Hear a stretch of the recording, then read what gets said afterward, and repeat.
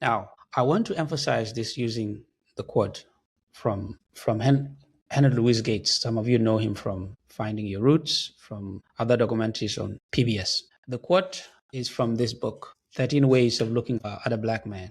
He interviewed different influential African Americans like late Colin Powell, Louis Farrakhan, Belafonte, and the rest. Very prominent musicians and artists and politicians. So some of them would say, look, I'm not black. I'm not a black writer. I'm just a writer.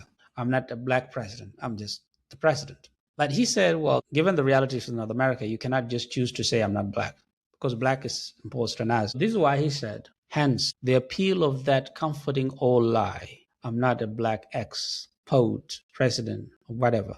I'm an ex who happens to be black. Circumstance wouldn't have it so. Nobody happens to be black. That's a definitional truth. For a world in which blackness is elective or incidental, a world where you can happen to be black is a world without blackness, a world that is where the concept has been dismantled or transfigured beyond recognition. Here's my problem with this. If blackness has to be dismantled, if it has to be transfigured beyond recognition, who is supposed to do that? It's not the Chinese, it's not the European, it's not the European American. It is us. It's the diaspora African, it is the continental Africans. We are the ones to say, I am Sudanese, I am Ghanaian, I'm Togolese, I'm Namibian, I'm Swati, and I'm African, and I'm Igbo, I'm Nuer, I'm Jing, I'm Tigrinya. So when I come here, I'm an African, and that's my identity. This thing you call black is not something my ancestors used, so do not use it on us. We are the ones to say that.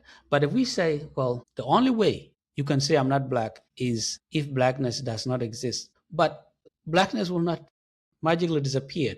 In the 1960s, when Kwame Ture, Stokely Carmichael, he's the one who came up with the idea of black power. He's the one who valorized and went to university campuses and talked about black power. So the black power movement came through him, and it was taken up by musicians, by artists, and everyone else. He didn't wait for someone to say, let us wait for European Americans. Let us ask them. Let us say, okay, we want to be called black. We don't want to be called Negroes. And if they say yes, then we now call ourselves black. He didn't do that. He didn't wait. He centered himself. He said, this is what we have to do.